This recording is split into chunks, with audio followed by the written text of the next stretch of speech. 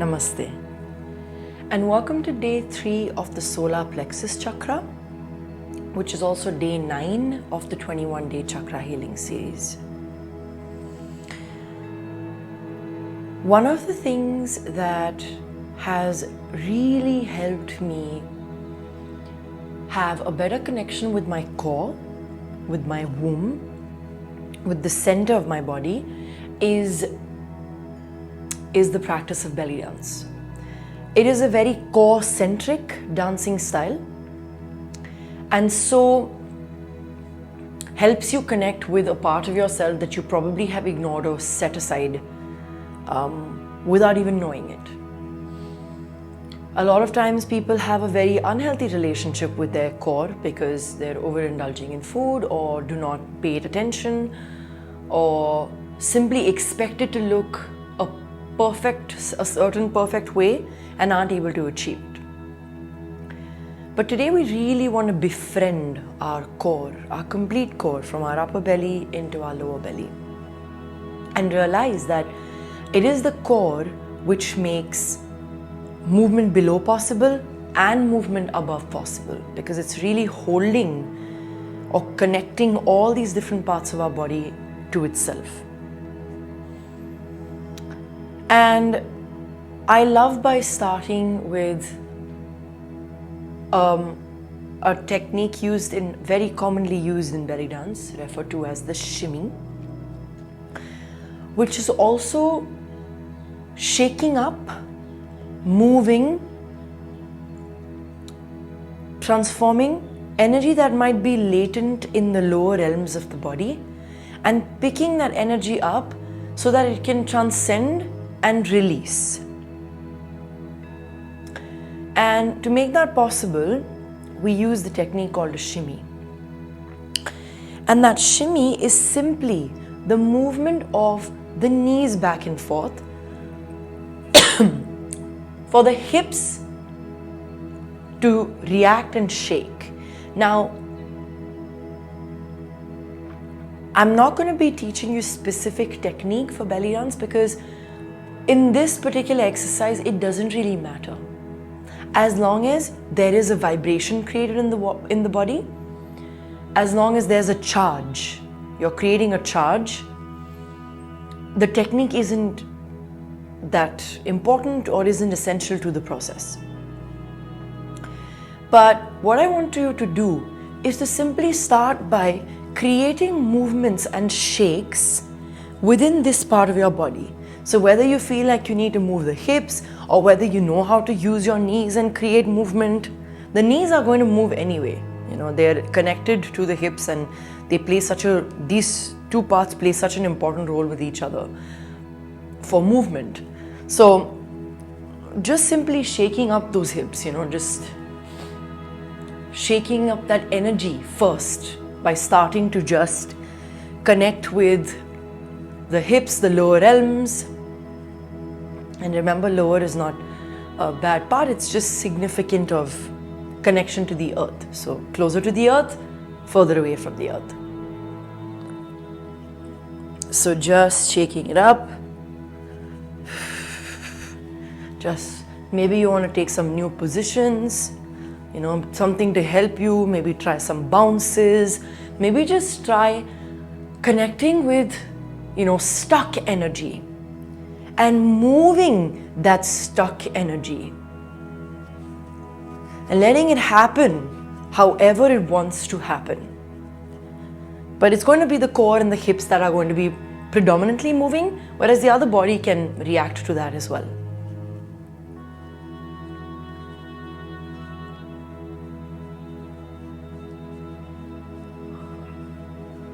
Now, as you create this shake in the lower body, let's transcend and lift this up. And we're predominantly doing this shaking and shimmy exercise for releasing unstuck energy or releasing stuck energy, getting it to fluidly move, and at the same time activating the core, because the core is that connection to really the solar plexus strength. Now, just changing this shake a little bit, you know, so maybe adding some bounces, maybe adding some, you know, movement in space, whatever you feel called to, but just shaking up the, you know, the frame of the body, you know, to feel what that shake feels like in different ways of doing it. So sometimes it might be more dominant in the knees, sometimes it might be coming fully from the hips, but really getting into those hips. Now, as you create this vibration in the lower body, I want you to start simply with the motion of the upper body. Releasing down, up and down, just coming downwards. Okay, so it's just doing this. So what it's doing, it's constantly reminding us of where that solar plexus energy is. Remember that flame that we held in that space?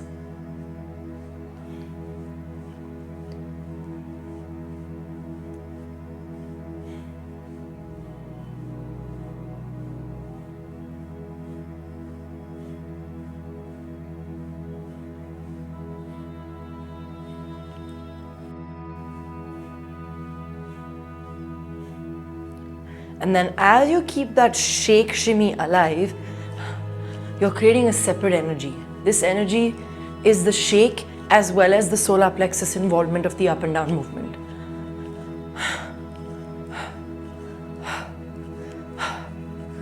And you can add this relaxed breath with it. Almost like you run, and after you finish running, so that's the kind of breath that you want to use here, all right? So when you've finished a run and you have this quickened breath.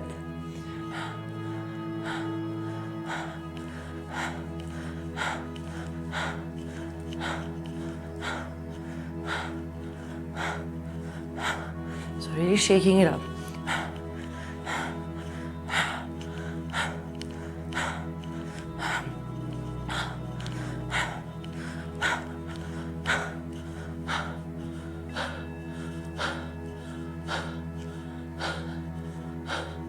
I'm moving with my body a little bit, and now what I'm adding is the element of looking upwards, looking into the skies, looking towards the sun.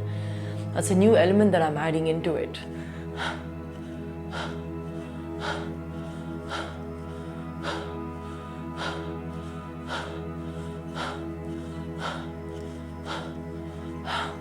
Shaking and bringing that up and down motion. And remember, you do not need to look good doing this. A lot of this work that we're doing, aiming towards self-healing, is not beautiful. It's not going to look aesthetic and, you know, picture-worthy. It's going to look messy and it's going to look untidy, and it sometimes might even look ugly. But that's the beauty of it. It's just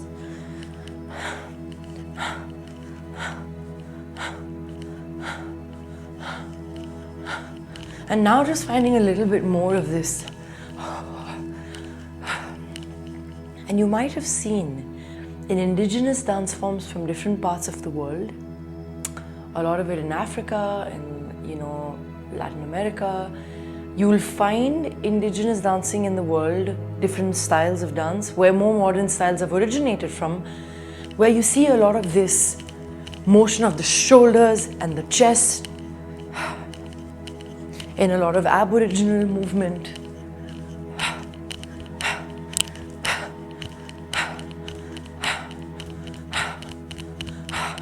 Now we are creating a little bit of this continuous bounce in the body with awareness as we also move into that. And if it helps to actually start using sound as a catalyst to the movement, please do. So just letting go and using the sound to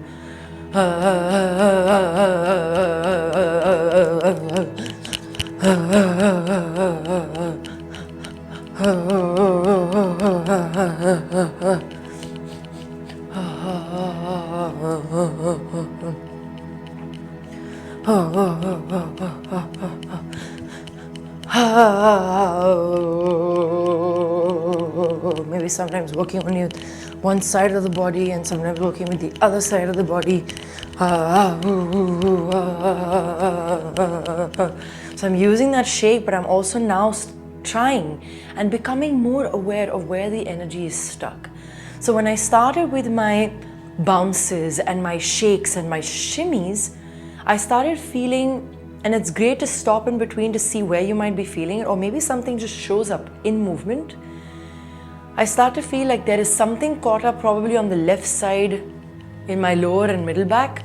So I'm now trying to find spaces within the body that can help me, accompanied with this shimmy and shaking, to release that. Oh, in the lower spine. So how do you connect with the lower spine? What's a good way to get in touch with your lower spine if that's where you're feeling it? If you're feeling it in the knee more, what's a good way to connect with that shake?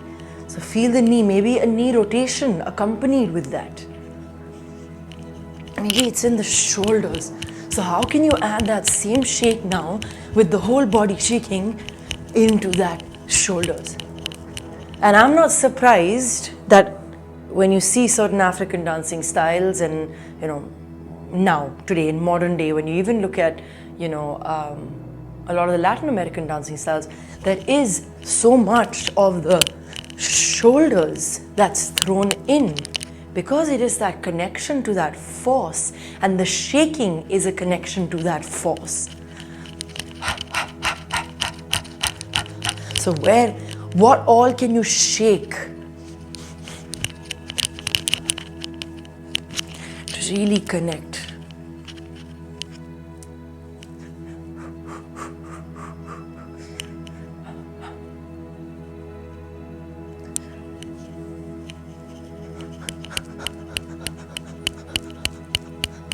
So we're looking at moving and shaking in as many ways as possible.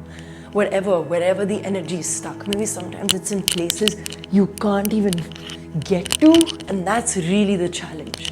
So what part of me needs to connect with that part? How do I get into that space? How do I move or maneuver, mold my body to get inside that space? Maybe I take a support of a prop or support of something in my space. Maybe I have to sit down to do it or lie down to do it. So really feeling that.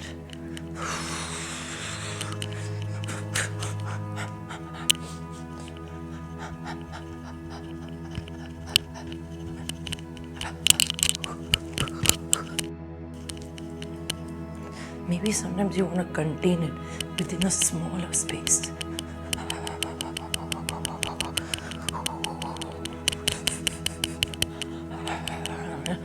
Feel like shaking my head because I feel now a tension in the neck.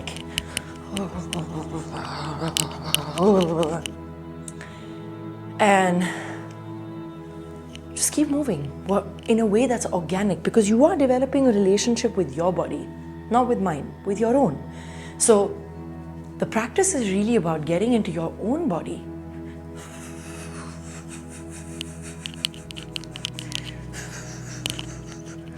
And actually feeling silly, feeling messy, feeling like you're out of control and you don't know what's happening.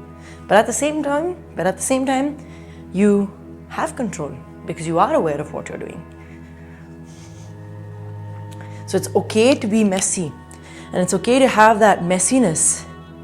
And let's not forget, our obsessive, compulsive behaviors also comes from that solar plexus, where we need things to look a certain way, be a certain way.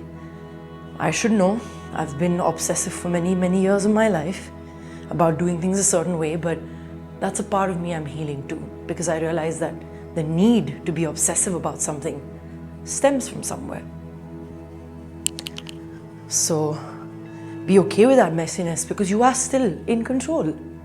I mean, we're never fully in control because we never know what's going to happen in the next moment. But as long as you have discipline and belief in yourself, you don't need to be controlling about things in the external world.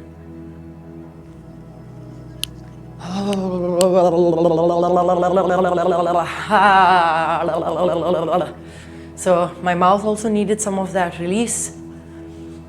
And the practice is really about becoming aware and connecting with yourself without judgment.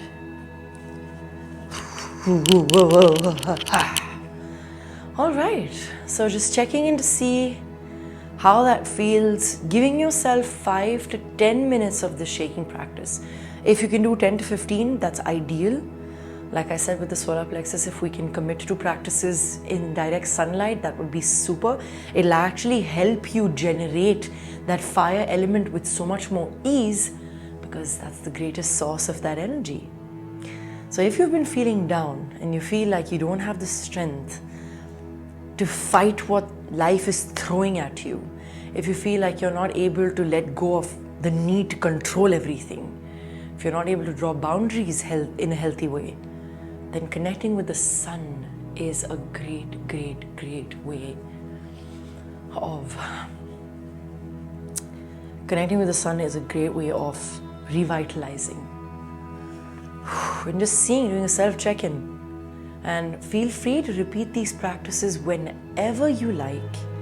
Now that we've worked with 3 chakras already, integrating practices, okay? Maybe you want to start with one of the meditations and then move into, working with some essence, or you want to work with some circles and then get into shakes.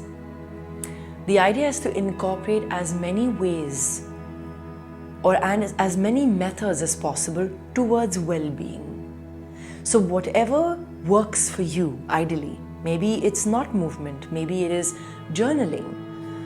But one thing's for sure, that the physical body is how we present and express ourselves in the world. Our voice, our face, our expressions, how I'm speaking to you right now. And when we become more aware of it, or connect with it, because a lot that's happening in life can make us feel disconnected from this physical vessel. When we go back into it and connect from it, it becomes a guide. So you can almost foretell when you might be falling sick. You can almost tell when your system is shaken up by stress. You can tell when you're holding on to anxiety in certain parts of your body. And all of these become indicators for your physical, mental, spiritual well-being in the long run. So the body is actually the best tool to get into that awareness. And I encourage you to appreciate your body, to welcome it in all its shades, to acknowledge it, to speak to it, especially if you're going through something physical, to talk to your body, to talk to yourself, to give it that tenderness and love that it needs. Because it isn't a surprise that a lot of what we feel in the emotional mental space as imbalances is correlated to how aware or how connected we are or are not to our bodies. So they aren't really separate from each other. In a way, yes. But we are the whole. We are the mental processes. We are the emotional processes. We are the physical container and being. And the spiritual process can't be deepened if there is a disconnection with the physical. And that's why the practice of yoga is using physical movements, asanas, but aimed towards union with the higher consciousness. And that isn't a surprise, because the body is a way that you can do that. Same exists for Tantra, which is a way of using the body or the senses of the body, going into it through breath, sound, movement, to then reach a higher state. So befriend your body. It's the perfect place to start. And I hope you're enjoying these practices. I'm doing them for the benefit of all, and hope that anybody coming from any walk of life can take advantage of these and incorporate them in their daily life. Thank you so much. I'll see you tomorrow.